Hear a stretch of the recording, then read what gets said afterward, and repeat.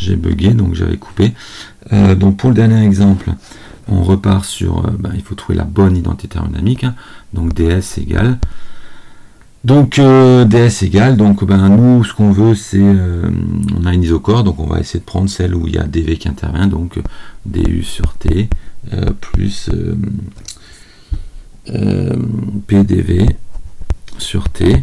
Voilà, l'avantage c'est que là comme c'est isochore, alors même si c'était pas isochore, il faudrait juste que ce soit quelque chose qui commence et qui finit au même volume. Donc c'est isochore, donc c'est tout le temps dv égale 0. Donc ds égale du sur t. Alors attention, juste la séquence précédente, j'avais écrit un delta ici, hein, donc ça c'est grosse bêtise. Hein. Quand j'ai des d de ce côté, j'ai des d de ce côté. Hein. C'est ce qu'on appelle l'homogénéité différentielle, entre guillemets. Donc pardonnez pour la page précédente. Je l'avais corrigé sur le bas et pas le haut. C'est une vilaine coquille, hein, je m'en veux. Je ne sais pas si je vais m'en remettre.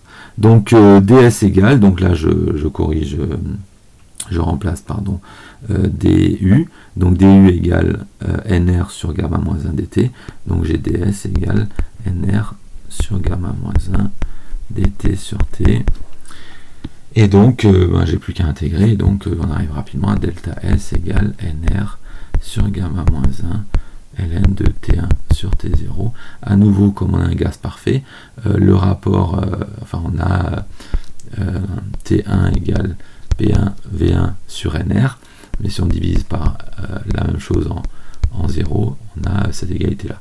Comme les volumes sont les mêmes, en fait, c'est égal à P1 sur P0. Voilà. Donc on peut l'écrire en rapport de T ou en rapport de pression, comme c'est ici le cas. Donc voilà pour ce type de calcul. Donc faites attention, l'idée c'est d'utiliser la bonne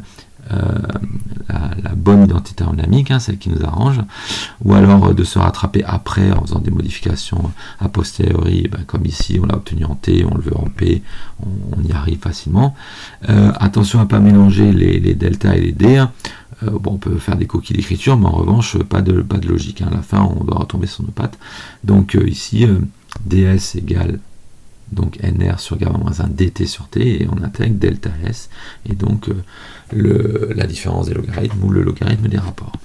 Donc il faut s'entraîner, hein, donc je vous laisse faire, et essayer de refaire tous ces calculs rapidement pour ne pas être surpris. Hein.